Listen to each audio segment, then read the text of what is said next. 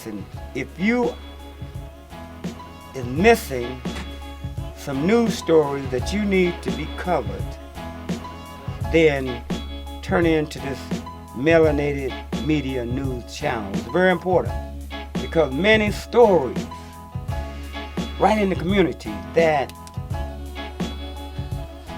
mainstream media just don't cover. Like for instance, I heard Brother Demetrius complaining about mainstream media covered the Mr. Hero shooting, and they should have. They covered it 24/7. But we've had at least 10 shootings and murders right in our community that got very little or no coverage. Melanated media news. Listen, not only that, if you want to hear about the toxic dump and other things, you need to go to Melanated Media News. The election is coming down hard. It's coming down strong. Who's going to win? Who's going to win? Hillary or Trump? I see Stein is got 2%. Johnson has got about 5%.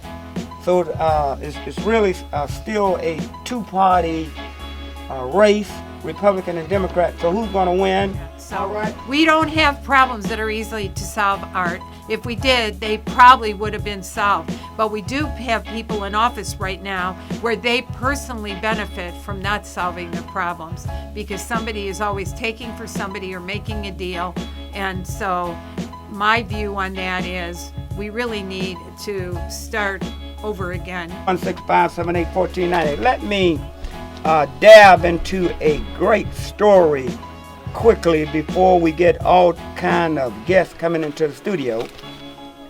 And the story that I want to really zero in on, and I think that it's one of the most important stories to come out in the press in a long time and come out in the United States in a long time. It says that Chief Terrence M.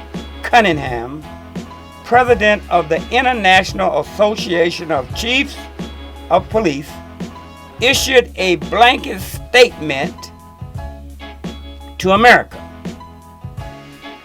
that minority citizens for a history of mistreatment at the hands of law enforcement. Listen, the apology was offered at the police chief's annual convention.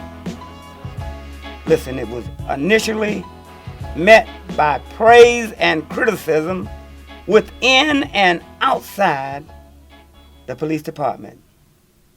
Listen, Lord have mercy. Let me tell you something. You don't get that very often. You'll never get that from Loomis and the Cleveland CPPA Association. But it's important. It's very important that nationally, the International Association Chief of Police issued a blanket statement to America. Minority citizens for a history of mistreatment at the hands of law enforcement. And they apologized. And the article went on to say that they must do more.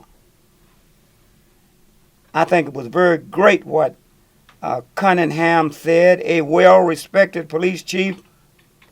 Listen, from Massachusetts. Listen, he was clear on his motivation.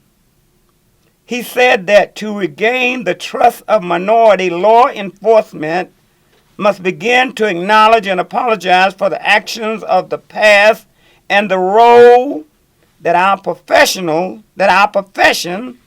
has played in society historically mistreating of community of color. Wow. Listen, he didn't stop there. He explained that with brutal honesty, why so many police departments continue to be viewed with animosity by minorities. The enforcement of racial bias laws has made officers the face of oppression for far too many times to many of our fellow citizens. And sometimes my enemy, Donna Brown. Donna Brown? Yes, Art.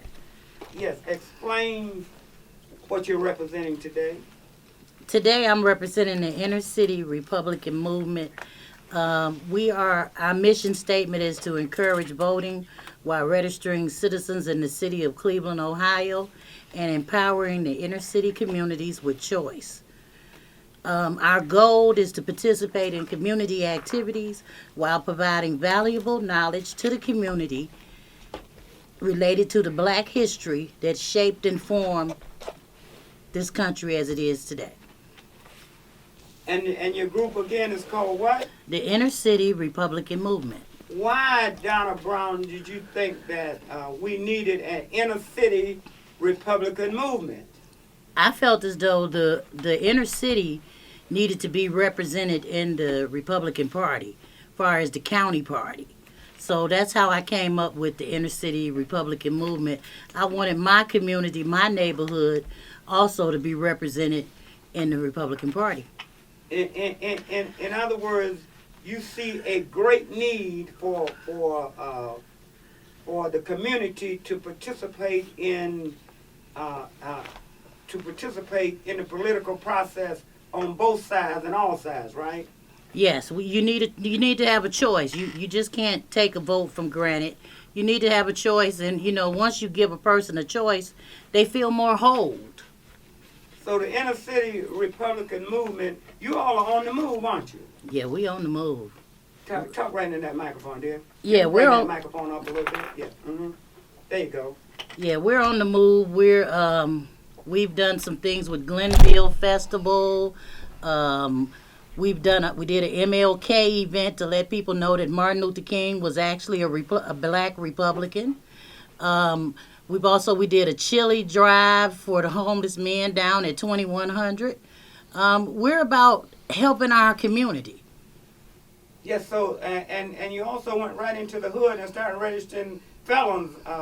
You did that too, right? Yeah, we registered felons on a Sunday. We wanted felons to have the opportunity and also know that once you get out of jail, you have 30 days before an election. As long as you become registered, then your vote counts in an election.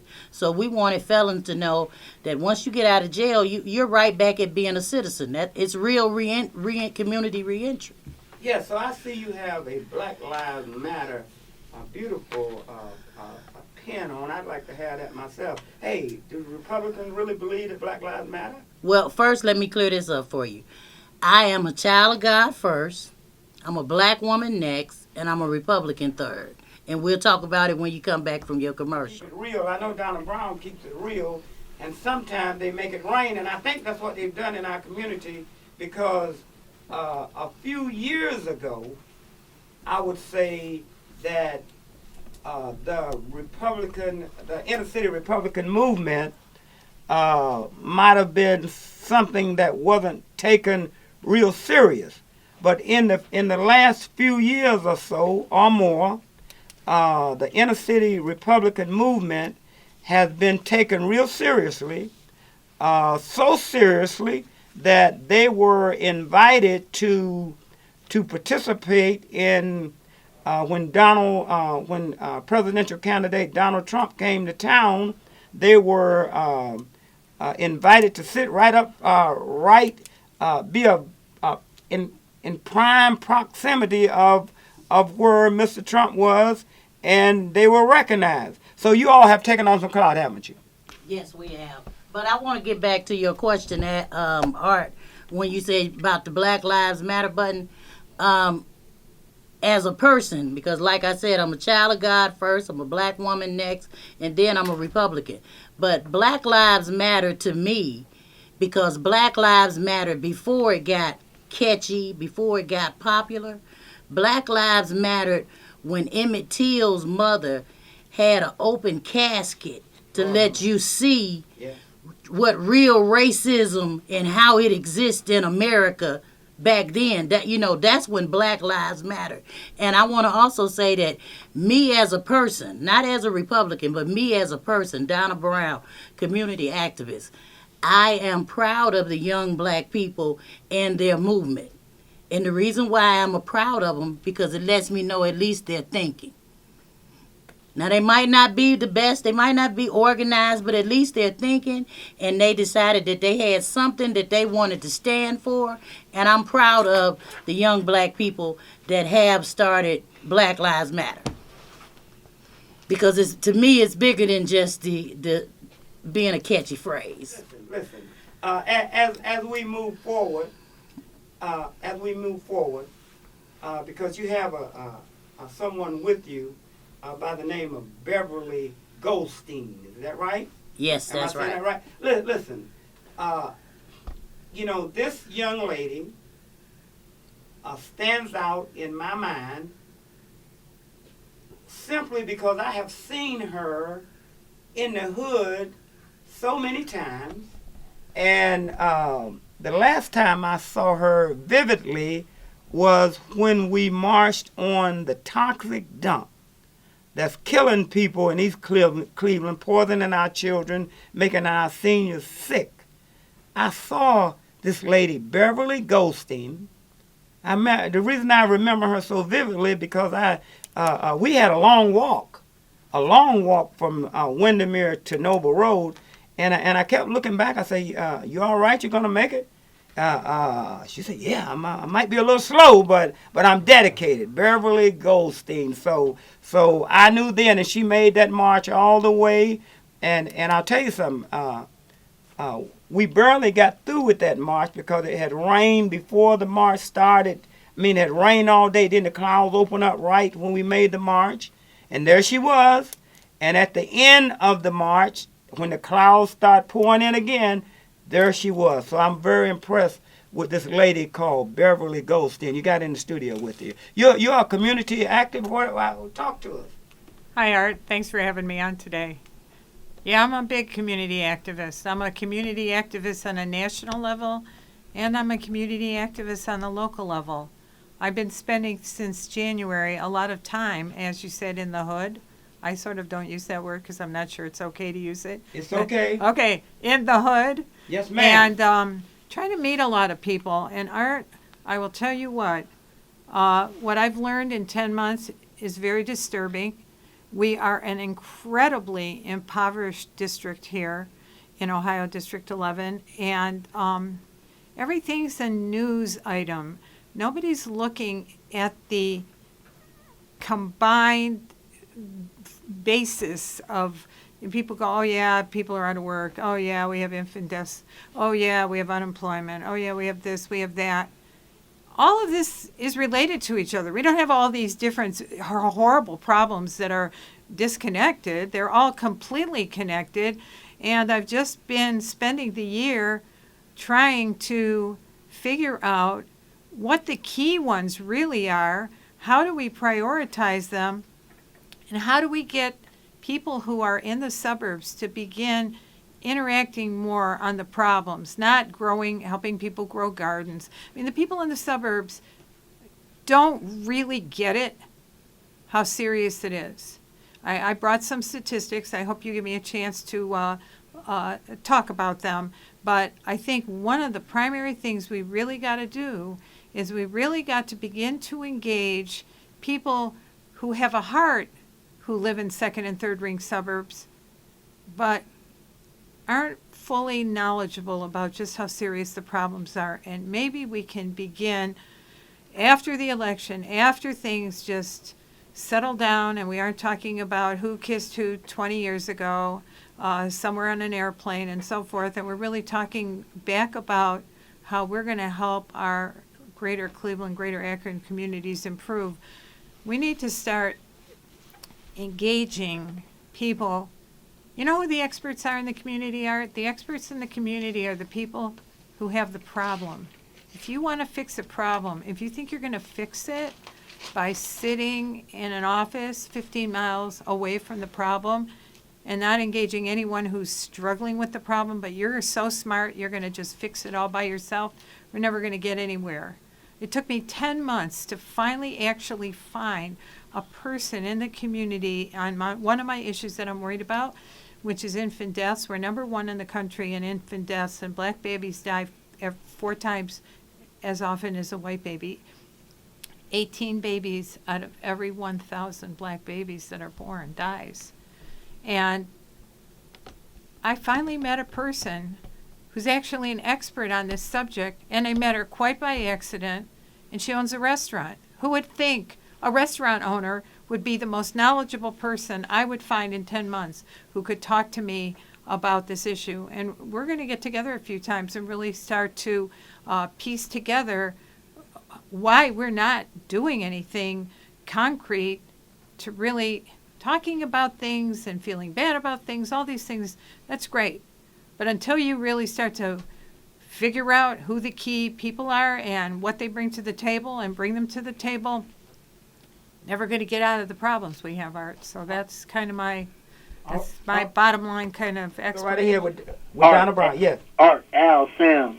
Hey, Art, famous picture. I want you to look it up, man. November 3rd, 1948. Harry Truman holding up a newspaper that says Dewey wins, and it's referencing the presidential election, but Truman won. He was the underdog by more than 50 points. Johnson well for president. All right, having said that, hey, Donna, can you hear me okay? Yes, I hear you. I like your movement. I don't support it to the point where I want to become part of the Republican Party, but the timing is really good because I believe that the Republican Party is in a situation now to where they're being broken down to their root direction. And if you spend some time giving people the information, which you may be doing, of what the Republican Party was actually based on and the direction that they set for this country as a result of getting into the presidency with Lincoln after having failed with Fremont, Yes. and moved on through the years, Yeah. a lot of people would understand. If you guys, this is what the Republican Party is supposed to be about, and if y'all follow this, which is what real Republicans are supposed to do, Mm-hmm. it would be a good party for the black population and has served the black population reasonably well relative to how election parties can serve any given body. It would be a good thing to pursue if you want to join the party. Hey, Beverly, can you talk some more? I have a volunteer project where I have to deal with infant mortality a lot, especially and particularly in the black community. Could you talk some more about the root causes of that? Because I think folks would like to know, because I know for sure that a lot of black infant mortality starts with at conception.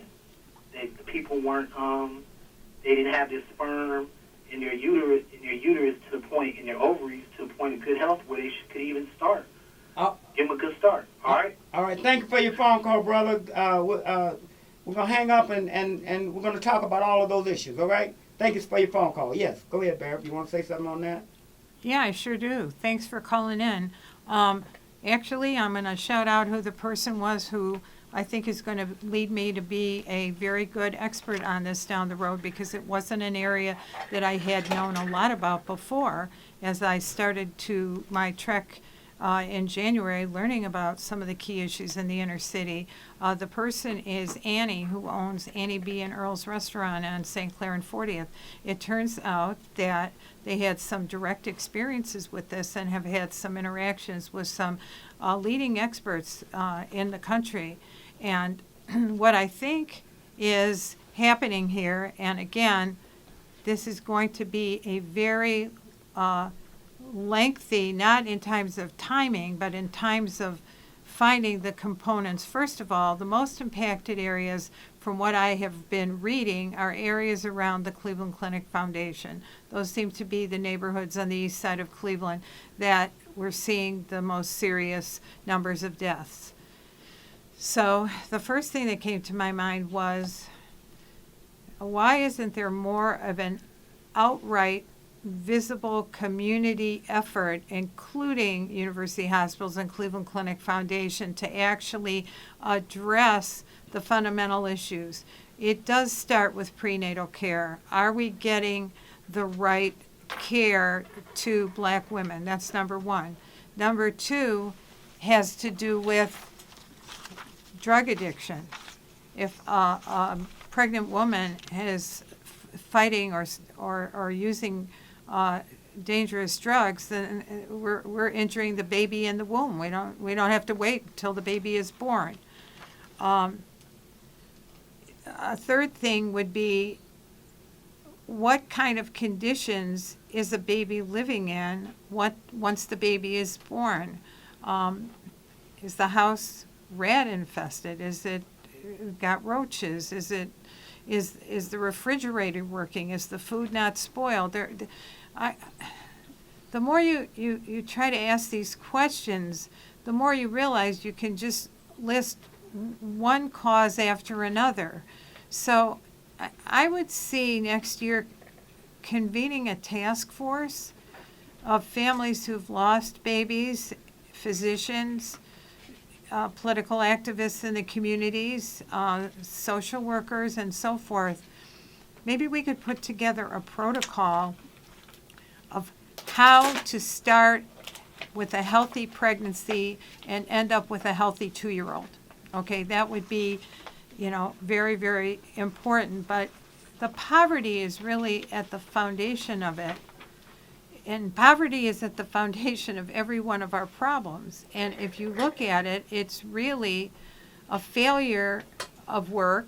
We're have a severe unemployment rate here. It's 17% in the District 11, which is 32 cities, including Akron and Cleveland.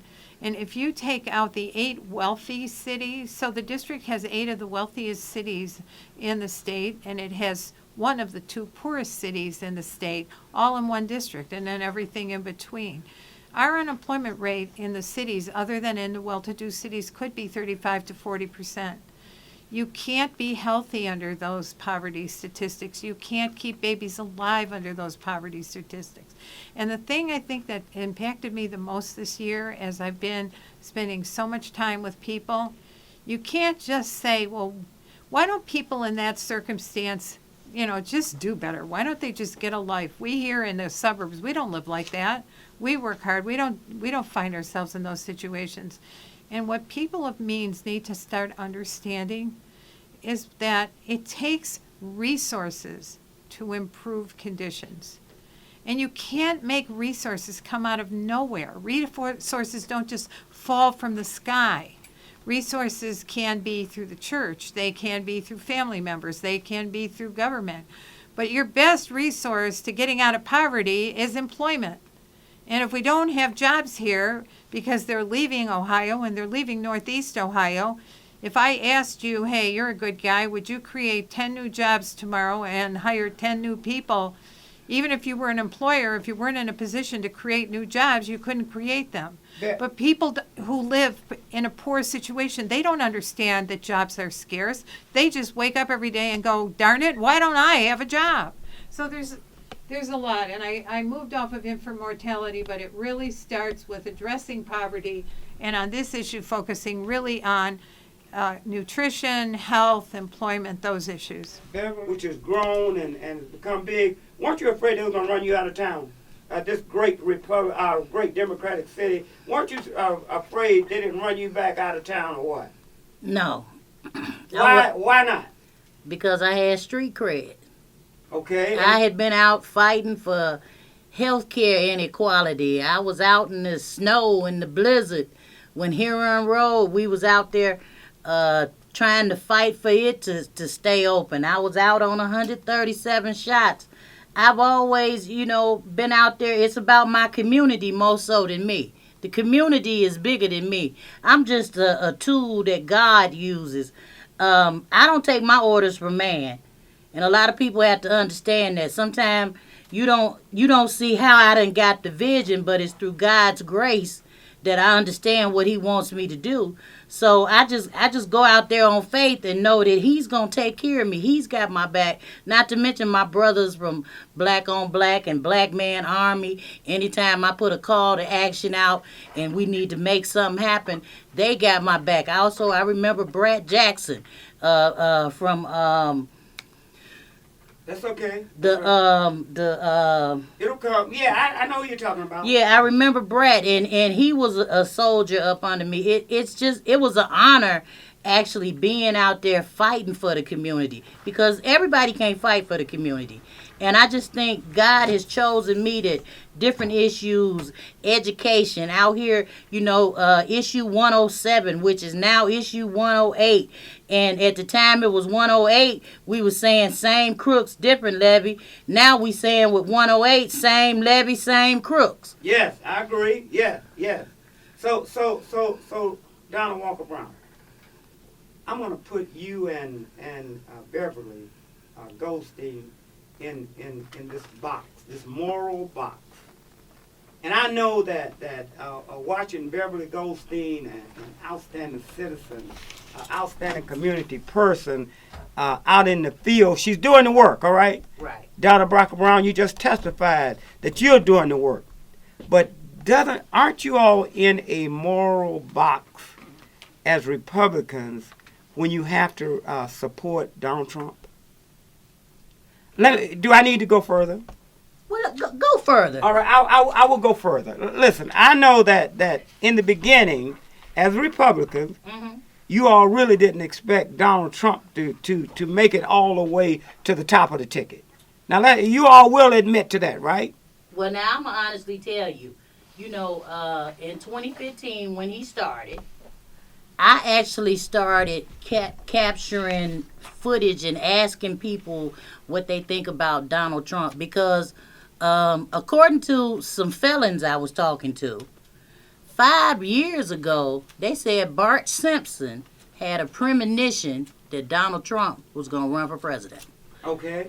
So, sometimes prisons get information before the streets, right? Yeah.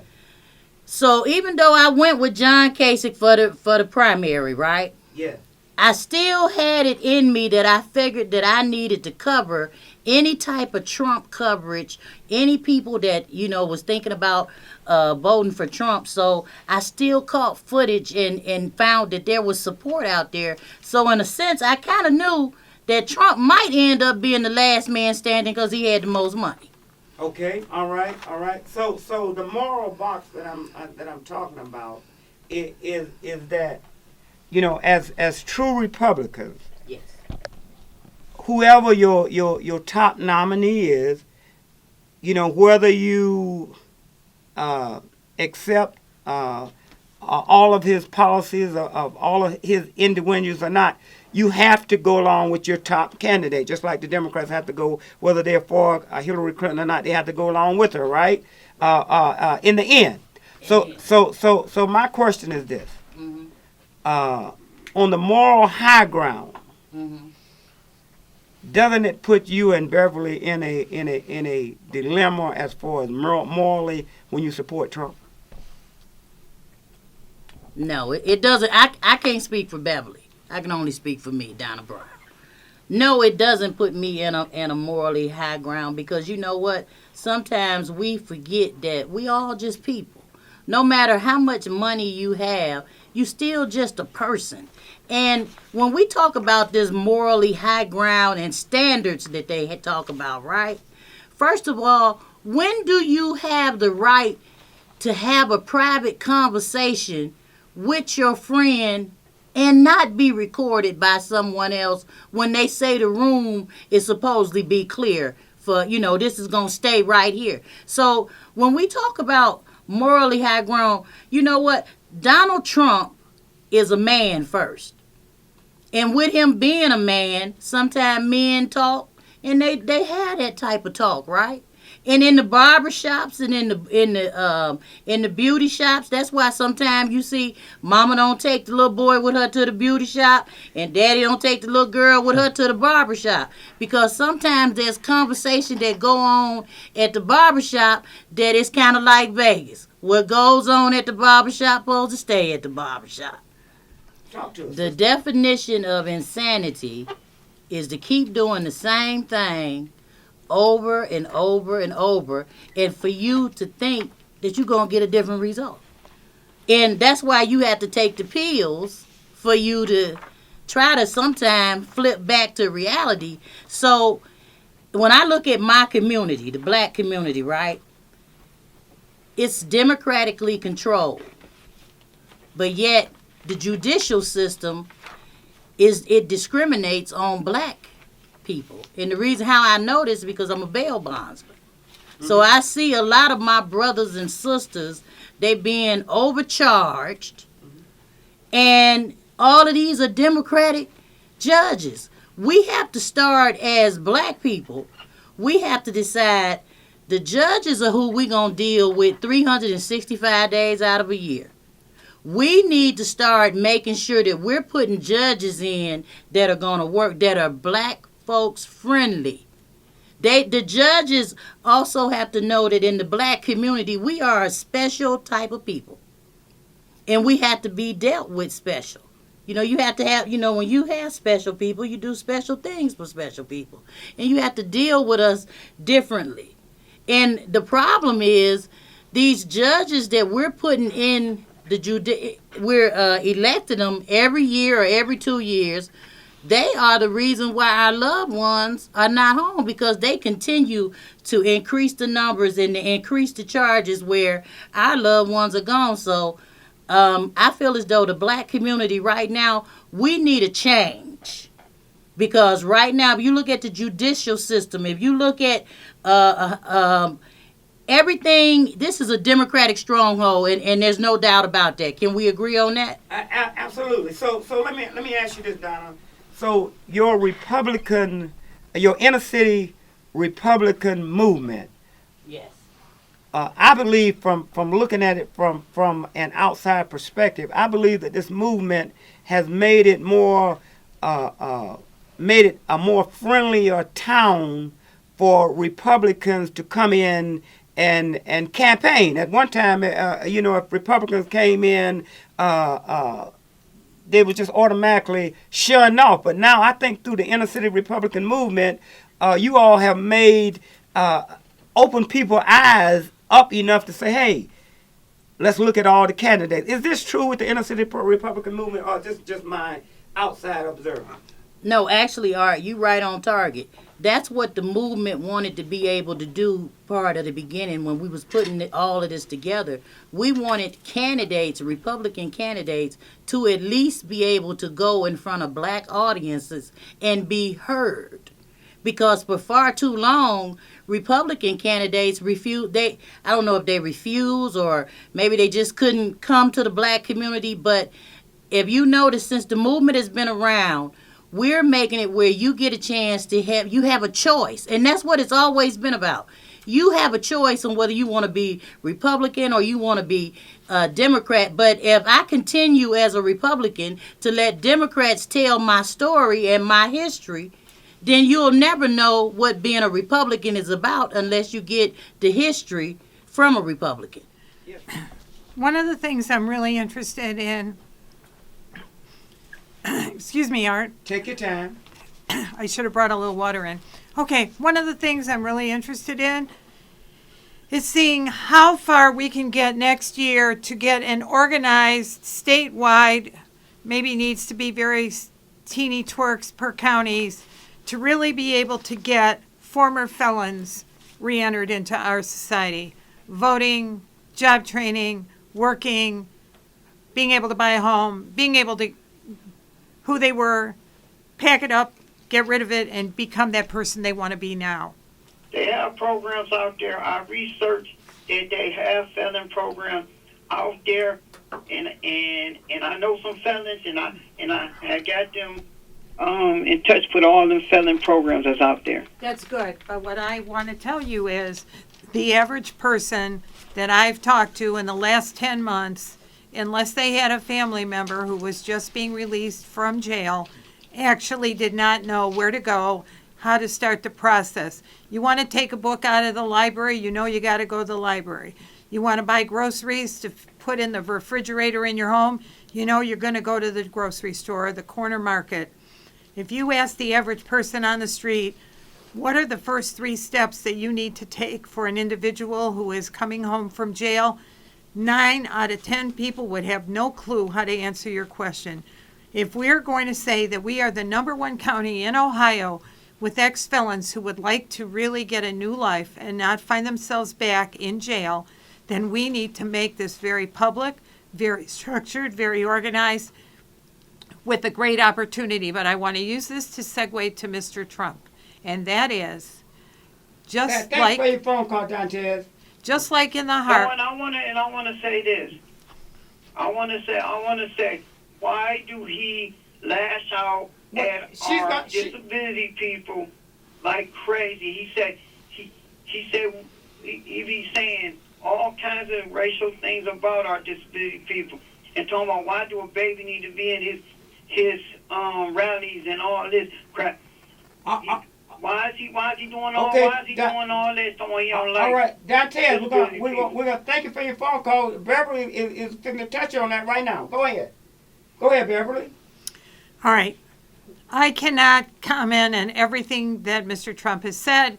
I don't know about his behaviors from 30 years ago on airplanes or in meeting rooms. All I know is that right now, here in District 11 in Cleveland and Akron, we need to create an economy. We need jobs. We're looking at two candidates who have over 65 years old, which means they bring to the table tremendous numbers of years of experience. I am focused in my heart in this next 2 years on getting as much job opportunity and economic development as we can get here. And I have one candidate who has had hundreds of thousands of employees and another candidate who has never hired or employed one person directly in her business. So I'm looking at these candidates. I am sick of the media and the scandals and all of the unimportant stuff. If you were poor and unemployed, would it matter to you if Mrs. Clinton said something wrong or Mr. Trump said something wrong? I need a president who's going to seal the borders, stop sending people here to Ohio to take away our jobs from our inner city Black and Hispanic and Asian families who are here. They want to get a life. They don't want to live in difficult situations. What Hillary has said and what Mr. Trump has said has nothing to do with how we are going to improve ourselves here in Northeast Ohio. I am absolutely focused on us and not on their weird comments and 30-year-old behaviors that are all coming to light. If we don't keep our eye on the ball, we have so much poverty here. If we don't keep our eye on ourselves and on the ball, we are not going to get healthy here. And so I'm sorry. I know those issues are important to you. I have other issues about how Mrs. Clinton handled herself as Secretary of State. Those issues may be of not important to you. They're hugely important to me. But I am all about creating health and wealth here in District 11, and I see Mr. Trump as the more viable person with new ideas and new programs, and I don't see that in Mrs. Clinton, and we're allowed to disagree, okay? I respect your opinion. I expect that you called here. Donna is giving her positions and why she says what she does and feels, and I say the same thing. This is America. We have got to respect each other's differences. Thank you, Beverly. Who's on the line? Talk to me. How toxic Cleveland and Northeast Ohio is against businesses. There is an absolute genocide by the Democrats, and not even some to call Republicans. Even John Kasich is guilty of this, of purposely driving businesses out in order to keep the people unemployed and in the plantation mentality. You can talk about this. Businesses world, this is the most toxic environment for a business. Okay? And they've been after it for 20 years to drive the businesses out. Okay? You're not going to talk about programs. No businessman is going to invest in Cleveland unless you pay Sam Miller a whole lot of money or somebody else. It isn't going to happen. Okay? That's one of the reasons why I pulled all my factories out of Cleveland. You didn't want to talk to me that one Tuesday. You had to run off. Okay? All right. Okay. There will not be jobs in Cleveland. I've talked to Governor Strickland about it personally. I've talked to John Kasich about it personally. John Kasich hates the people in the city of Cleveland. He didn't want to save the jobs. It wasn't his. Strickland didn't want to do it either. Frank Jackson uses the city of Cleveland to constantly throw businesses out of the city. Yes. Gotta be able to cut it off. Donald might not have done what you wanted him to, but let's get him in office because, first of all, he's not a politician. This is his first time running, and let's give him a chance. If you're a Republican or you're a Democrat, you tired of what's going on in this Democratic stronghold, then you have a choice. All right. Listen, for the sake listen, I am so sorry. Listen, I'm not going to be able to take any more phone calls. All my phone lines are lit up. Everybody want to talk to you. But we only got 3 minutes. I need to talk. I can't take anymore. Because I need to talk. This whole show is about the inner city Republican movement. Girl, you got the last word. You got the last 2 minutes to talk about the inner city Republican movement. I know my father. Hey, you got 100 calls, but you can't take them, all right? Well, first of all, I would like for any Republican precinct leader or any person that is tired, any Democrats that are tired of what's going on in the city of Cleveland, to know that there is an inner city Republican movement, and you can go on Facebook and find out when we're having our meetings. Right now, the inner city Republican movement is committed to this Trump campaign, so that's our horse, and we're gonna ride him to the end.